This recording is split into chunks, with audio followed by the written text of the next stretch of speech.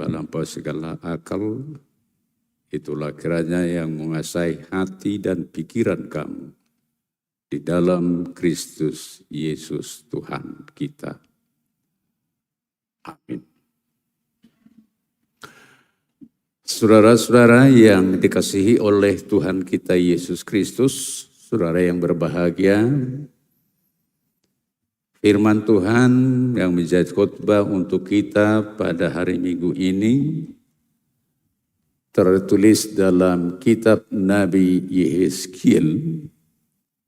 Yehezkiel pasal yang ke-37 ayat 1 sampai dengan ayat yang ke-14. Demikian dikatakan oleh firman Tuhan. Lalu kekuasaan Tuhan meliputi aku, dan ia membawa aku keluar dengan perantaran rohnya, dan menempatkan aku di tengah-tengah lembah, dan lembah ini penuh dengan tulang-tulang. Ia membawa aku melihat tulang-tulang itu berkeliling-keliling, dan sungguh amat banyak bertaburan di lembah itu. Lihat, tulang-tulang itu amat kering. Lalu ia berfirman kepadaku, "Hai anak manusia, dapatkah tulang-tulang ini dihidupkan kembali?" Aku menjawab, "Ya Tuhan Allah, Engkaulah yang mengetahui." Lalu firman-Nya kepadaku, "Bernubuatlah mengenai tulang-tulang ini dan katakanlah kepadanya, hai tulang-tulang yang kering, dengarlah firman Tuhan. Beginilah firman Tuhan Allah kepada tulang-tulang ini. Aku memberi nafas hidup di dalammu, supaya kamu hidup kembali. Aku akan memberi urat-urat padamu, dan menumbuhkan daging padamu. Aku akan menutupi kamu dengan kulit dan memberikan kamu nafas hidup supaya kamu hidup kembali. Dan kamu akan mengetahui bahwa akulah Tuhan." Lalu aku bernubuat seperti diperintahkan kepadaku. Dan segera sesudah aku bernubuat, kedengaranlah suara, sungguh suatu suara berderak-derak, dan tulang-tulang itu bertemu satu sama lain. Sedang aku mengamati-amatinya, lihat urat-urat ada dan daging tumbuh padanya. Kemudian kulit menutupinya, tetapi mereka belum bernafas. Maka firman-Nya kepadaku, "Bernubuatlah kepada nafas hidup itu. Bernubuatlah, hai anak manusia, dan katakanlah kepada nafas hidup itu, beginilah firman Tuhan Allah, hai nafas hidup, datanglah dari keempat penjuru angin, dan berembuslah ke dalam orang-orang yang terbunuh ini, supaya mereka hidup kembali." Lalu aku bernubuat seperti diperintahkannya kepadaku, dan nafas hidup itu masuk di dalam mereka, sehingga mereka hidup kembali. Mereka menjejakkan kakinya, suatu tentara yang sangat besar. Firman-Nya kepadaku, "Hai anak manusia, tulang-tulang ini adalah seluruh kaum Israel. Sungguh, mereka sendiri mengatakan, tulang-tulang kami sudah menjadi kering, dan pengharapan kami sudah lenyap. Kami sudah hilang. Oleh sebab itu, bernubuatlah dan katakan kepada mereka, beginilah firman Tuhan Allah, sungguh, aku membuka kubur-kuburmu dan membangkitkan kamu, hai umatku, dari dalamnya. Dan aku akan membawa kamu ke tanah Israel. Dan kamu akan mengetahui bahwa akulah Tuhan, pada saat aku membuka kubur-kuburmu dan membangkitkan kamu, hai umatku, dari dalamnya. Aku akan memberikan rohku ke dalammu, sehingga kamu hidup kembali, dan aku akan membiarkan kamu tinggal di tanahmu, dan kamu akan mengetahui bahwa aku Tuhan yang mengatakannya dan membuatnya. Demikianlah firman Tuhan. Saudara-saudara yang dikasihi oleh Tuhan kita Yesus Kristus, pada awalnya kedudukan dan hidup manusia begitu sempurna, tidak kurang sesuatu apapun, karena disebutkan manusia diciptakan Allah serupa dan segambar dengan Dia. Dalam kitab Kejadian pasal 1 ayat 26 itu jelas dikatakan, marilah kita menjadikan manusia yang serupa dan segambar dengan kita. Tetapi saudara-saudara, begitu manusia telah tergoda dan begitu manusia telah jatuh ke dalam dosa, kesempurnaan itu menjadi hilang lenyap. Manusia menjadi makhluk yang cacat selamanya. Jadi tidak ada lagi manusia itu sempurna, tapi bahkan telah disebutkan yang sempurna awalnya telah menjadi makhluk atau manusia yang cacat selama-lamanya. Seumur hidup kita telah menjadi makhluk yang cacat. Alkitab ada banyak memakai gambaran tentang kedudukan dan keadaan hidup manusia setelah jatuh ke dalam dosa.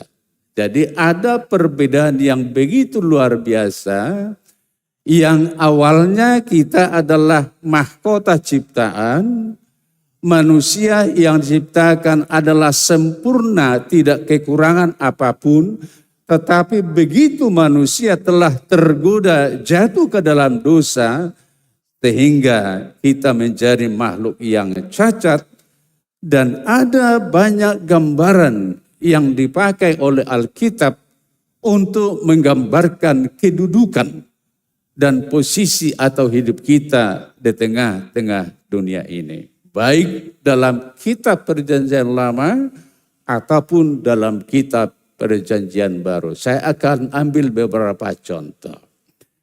Daud menggambarkan hidup kita atau umat Israel di tengah-tengah dunia ini begitu jatuh ke dalam dosa.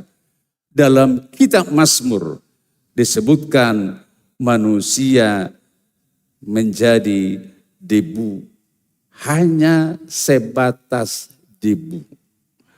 Holan orbuk sabing doa Tuhan di hadapanmu, nenasi Daud. Aku ini adalah ibarat debu di hadapanmu, tidak berguna. Tidak mampu berbuat apa-apa karena telah dilemahkan, dilumpuhkan oleh kejahatan dan dosa. Daud juga menyebutkan kedudukan posisi manusia hanyalah angin yang bertiup dan bayang-bayang yang lewat. Hidup kita menjadi sementara, tidak lagi selama-lamanya. Itu gambaran Daud tentang kehidupan manusia. Salomo juga ada memberi gambaran posisi dan kedudukan kita setelah jatuh ke dalam dosa. Dalam kitab Pengkhotbah 2 dikatakan Salomo bahwa kita ini hanya sebatas angin bertiup. Alogo sabing do jolmai dia dupan ni debata dang miabe statokin mamolus deportibion dungi salpu. Itulah hidup kita akibat dosa. Tapi selanjutnya ada juga gambaran-gambaran yang kita temukan dalam perjanjian baru. Khususnya para rasul-rasul memberi gambaran tentang hidup kita. Yakobus menyebutkan bahwa hidup manusia akibat dosa itu hanyalah seperti uap. Seperti uap. Kalau kita sedang memasak, lalu kita buka tutupnya, lalu keluar uap karena panas. Begitu uap itu keluar, tidak kelihatan lagi. Dia tidak bertahan. Hanya sementara saja kelihatan dan kita tidak tahu kemana dia perginya. Dalam Yakobus 4 ayat 14 dikatakan, apakah arti hidupmu? Hidupmu itu sama seperti uap yang sebentar saja kelihatan lalu lenyap. Rasul Petrus memberi gambaran tentang hidup kita di dunia ini adalah seperti rumput dan bunga. Seperti rumput dan bunga. 1 Petrus 1 ayat 24 sampai dengan ayat 25. Semua yang hidup adalah seperti rumput dan kemuliaannya adalah seperti bunga rumput yang kering dan gugur. Dia kelihatan cantik sebentar, hijau sebentar. Begitu terik matahari, begitu angin bertiup, lalu mereka layu, kering, dan gugur. Itulah hidup manusia setelah manusia jatuh ke dalam dosa. Selanjutnya saudara-saudara, Rasul Paulus juga memberi gambaran tentang hidup manusia di dunia ini setelah kejatuhan ke dalam dosa.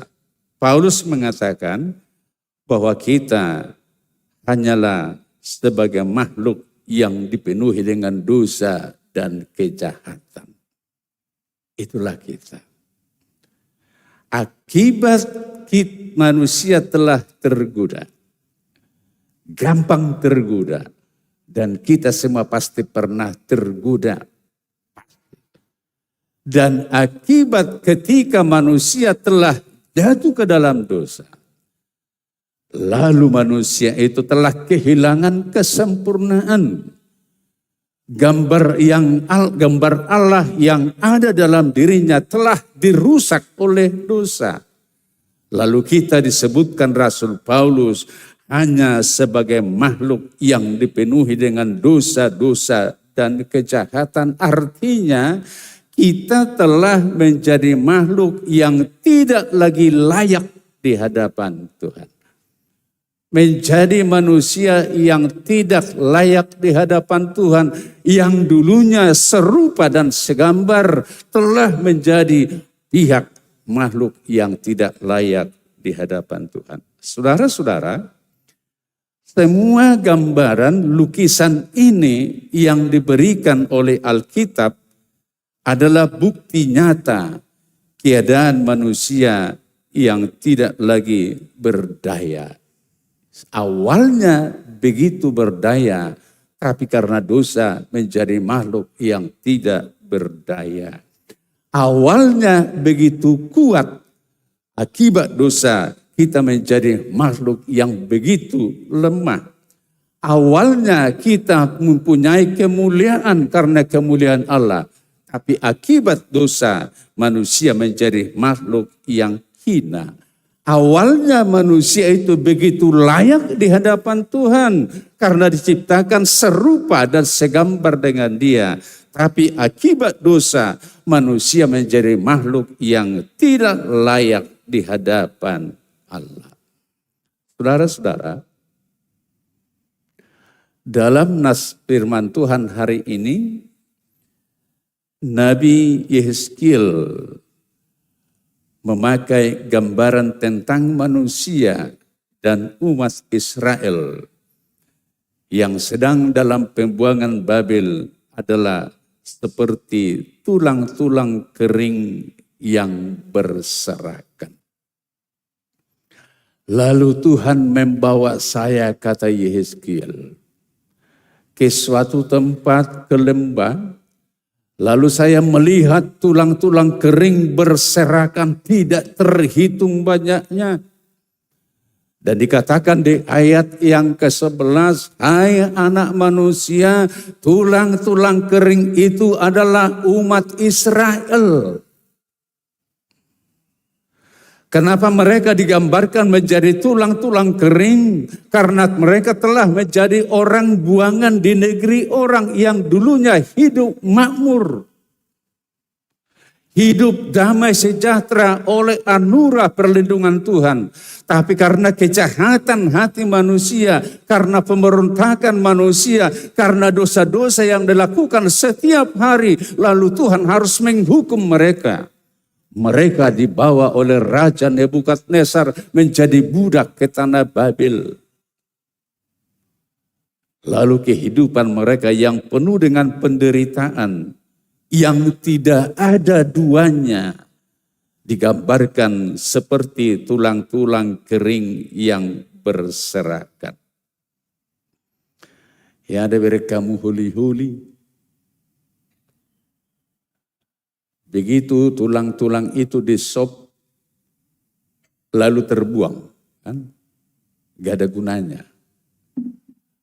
Olah jada na menaulo parhasyak kone, biang, anggu huting dengan langi. Olah ini nama. Lalu itu dimain-mainkan, diperebutkan, kan? Tulang-tulang kering. Tidak ada yang membutuhkan. Tidak ada yang mengambil. Tidak ada yang membawa ke rumah. Dia menjadi benda yang terbuang. Demikian gambaran Israel ketika mereka telah menjadi bangsa pemberontak yang jahat. Yang tidak paham anugerah Tuhan. Yang tidak pernah bersyukur. Lalu mereka dibuat Allah seperti tulang-tulang kering yang berserakan. Tulang-tulang kering yang berserakan adalah keadaan hidup yang hina. Tulang-tulang kering yang berserakan adalah keadaan hidup yang tidak berguna. Tulang-tulang kering yang berserakan adalah keadaan hidup yang tercerai-berai. Kalau tulang-tulang itu telah kering, dia tidak ada lagi yang menghubungkan satu dengan yang lainnya. Begitu kehidupan Israel ketika mereka menjadi budak di negeri orang lain.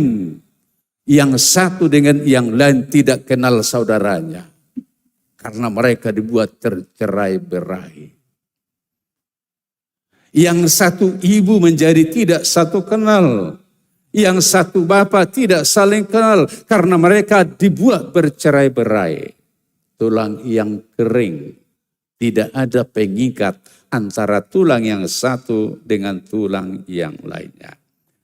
Tulang-tulang kering adalah hidup yang tidak berdaya. Tulang-tulang kering adalah hidup yang telah mati, pengharapan tidak ada. Tangadong be sihirimon, ngahabis be, ngatung saib be, nina di hatabata. Tulang-tulang kering adalah hilang identitas dan hilang jati diri. Kenapa bisa demikian? Satu hal alasan tadi, karena dosa dan kejahatan manusia. Tapi saudara-saudara, Allah itu adalah Allah yang maha kasih. Dia memang Allah yang adil. Tidak seorang pun bersalah tidak dihukum. Itu Alkitab mengatakan. Karena keadilan Allah, tidak seorang pun manusia yang bersalah tidak akan dihukum. Harus dihukum. Tetapi Di balik keadilan Allah, Dia adalah Allah yang maha murah dan maha kasih.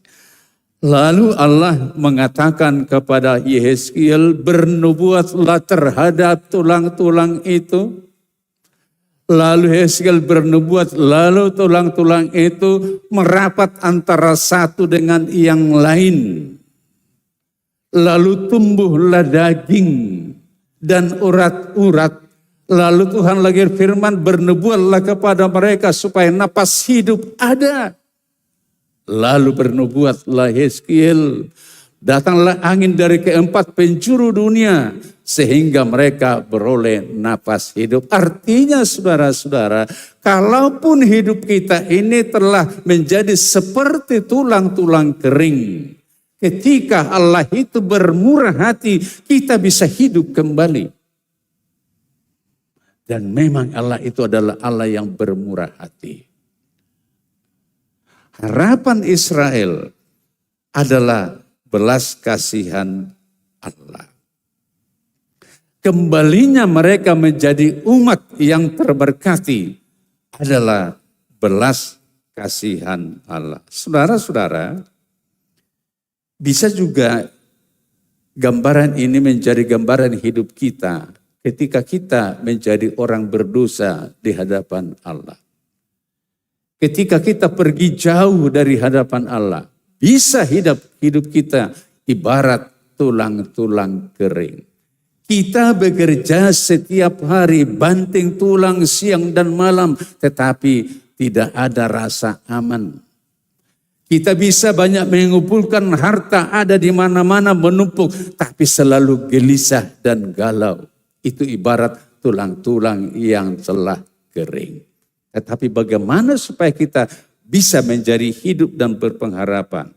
Belas kasihan Allah akan merubah hidup kita. Saudara-saudara, jika kita merasa berdosa di hadapan Tuhan, jika kita merasa sering memberontak di hadapan Tuhan, kembalilah ke pangkuan Tuhan, supaya hidup kita bermakna dan tidak lagi tinggal tulang-tulang yang kering, tetapi menjadi makhluk yang beroleh hidup dan masa depan. Amin. Kita berdoa. Kami bersyukur dan berterima kasih Tuhan, di pagi hari Minggu ini, atas sukacita yang Tuhan berikan bagi kami. Tuhan selalu memberikan kami kesehatan dan juga kekuatan hari-hari yang baik dan kehidupan yang begitu layak. Firman-Mu telah mengingatkan kami bahwa karena dosa dan kejahatan-kejahatan kami yang kami lakukan setiap hari, bisa membuat kehidupan kami ibarat tulang-tulang kering yang berserakan, yang tidak punya arti dan makna, yang tidak lagi berpengharapan. Tetapi firman-Mu telah mengingatkan kami, belas kasihan-Mu adalah tetap dan selama-lamanya dalam kehidupan kami. Atas belas kasihan-Mu, kami telah beroleh hidup dan semangat yang baru. Biarlah kehidupan kami akan selalu berguna dan bermakna di hadapan Tuhan. Penuh dengan sukacita dan kekuatan yang baru dan semangat yang baru. Berkatilah Tuhan firman-Mu yang telah mengingatkan kami. Dan berkatilah kami supaya hidup sesuai dengan firman Tuhan. Sehingga hidup kami selamanya penuh berkat dan sukacita yang daripada Tuhan. Berkatilah Tuhan persekutuan kami di pagi hari Minggu ini. Sehingga kami beroleh sukacita yang melimpah dari Tuhan. Dan juga hidup kami tetap dan selalu menjadi kemuliaan bagi nama Tuhan saja. Setiap rencana hidup kami, pekerjaan kami dan perjalanan kami di dunia ini, kami serahkan ke tangan Tuhan.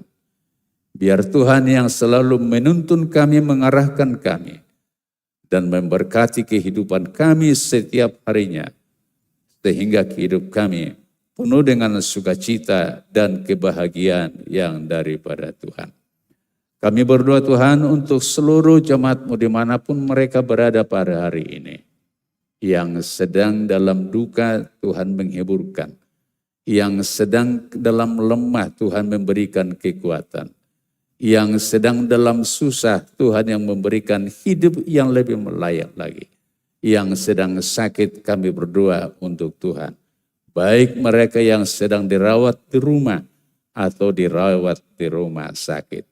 Kami bawa dalam doa kami Emang Pendeta Martunas Manulang, Inang Nyonya Rosmaida Manalu Boru Manulang, Nyonya Tianggon Nababan Boru Lubaturuan, Nyonya Huta Julu Boru Sinambela, Amang Rahmat Sinaga, Nyonya Situaje Pardosi Tiasni Boru Tubing, Nyonya Ririn Sebarani Boru Pangaribuan, Amang Opi Napitupulu, Sintua Eres Manukalit, Riama Jeneli Boru Siagian, Amang Marihot Siahan, Amang Tulus Sibarani, dan juga yang lainnya yang tidak kami ketahui. Tuhanlah yang memberkati, memberikan mereka kesehatan, kepulihan dan kekuatan yang baru. Sehingga dengan kesehatan dan kepulihan daripada Tuhan, mereka selalu bersukacita dan hidup bersemangat demi kemuliaan nama Tuhan saja.